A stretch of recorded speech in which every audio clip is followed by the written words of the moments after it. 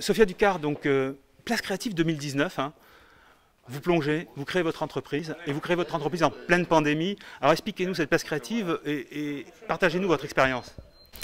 Alors oui, Place Créative 2019, ça a été pour moi le tremplin. J'étais un petit peu dans le tournant au niveau professionnel, il fallait que je réfléchisse un petit peu à tout ça. Et puis la petite journée au Quorum Place Créative, ça a été la révélation, avec énormément de conférences, de thématiques,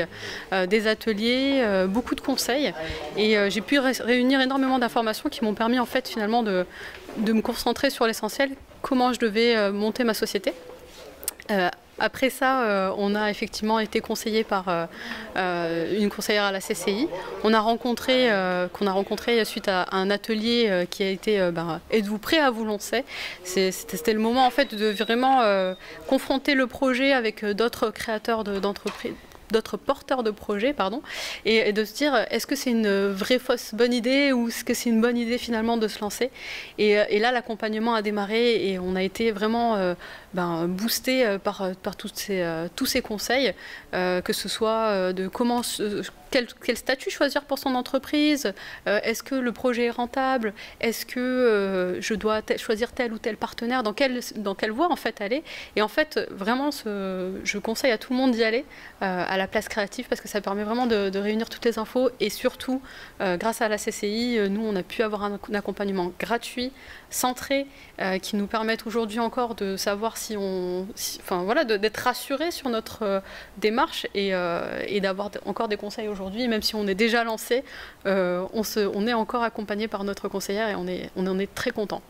Alors vous l'avez dit pendant cette conférence de presse, vous serez présente aussi à la Place Créative 2021. Oui, 2020 on y a été également, c'était en ligne puisque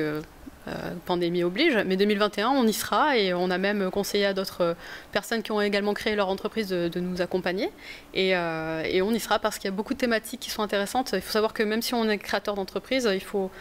continuer à s'informer, il faut faire une veille sur tout ce qui se fait aujourd'hui, toutes les thématiques. Ça va parler d'entrepreneuriat au féminin, ça va parler également de financement, de comment on s'en sort aujourd'hui pendant la crise, parce que mine de rien on vient de se lancer, alors tout le monde se dit est-ce que c'était une bonne idée de se lancer avec la crise? Oui, il faut se lancer de tous les cas, il faut toujours qu'il y ait des entreprises, et il ne faut pas s'arrêter là, parce que sinon on ne fait plus rien. Donc au contraire, je vais y participer avec Benoît, et on va encore retrouver plein d'informations, et on espère continuer dans cette voie-là. Alors c'est une entreprise familiale, hein, pour le coup, expliquez-nous. Alors profitez de nous expliquer le type d'entreprise familiale que c'est, je dis ça en plaisantant, mais surtout votre projet, quel était-il au départ et qu'est-ce qu'il est devenu aujourd'hui? Alors oui, familial, parce que c'est avec mon mari Benoît Ducard, avec qui j'ai monté donc cette société. Je suis la présidente et c'est le directeur général. Et le projet de l'entreprise, en fait, à la base, c'est on est cycliste depuis plus de 10 ans, et on s'est dit mince, il y en a marre en fait finalement de se retrouver à chercher une place de stationnement sécurisée, de devoir se balader avec 3 cadenas dans le sac à dos. C'est assez lourd un cadenas, faut dire. Et donc on s'est dit quel meilleur moyen que d'aider en fait les cyclistes aujourd'hui, que de proposer du stationnement sécurisé.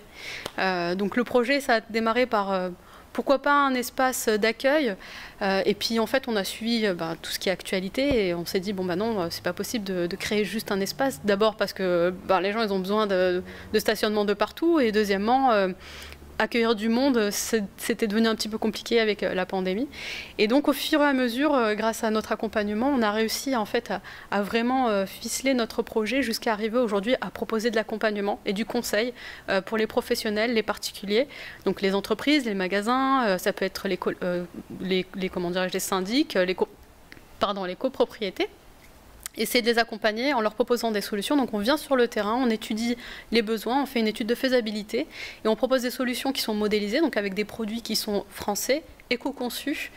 puisque nous c'est notre philosophie, et qui derrière vont pouvoir répondre aux besoins de l'usager, notamment le fait de pouvoir accrocher la roue et le cadre, parce qu'il faut savoir que juste accrocher la roue, on peut partir avec un vélo très facilement, et ce qui coûte le plus cher sur un vélo, c'est le cadre.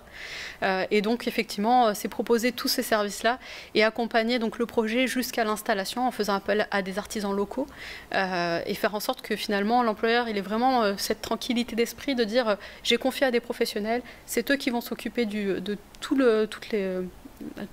projet jusqu'à l'installation, la formation auprès du public qui va l'utiliser et la sérénité surtout de pouvoir bénéficier de subventions, notamment Objectif Employeur Pro Vélo. C'est nouveau, ça démarre là à la rentrée au mois de septembre et ça permet à tous les professionnels, même publics, tous des employeurs en fait, de pouvoir bénéficier jusqu'à 40% de prise en charge de leur projet de stationnement vélo, mais aussi de se labelliser en tant qu'employeur Objectif Employeur Pro Vélo, c'est-à-dire je suis un employeur, je fais quelque chose pour mes employés au niveau du vélo et je reçois une certification pour tous les efforts que je fais.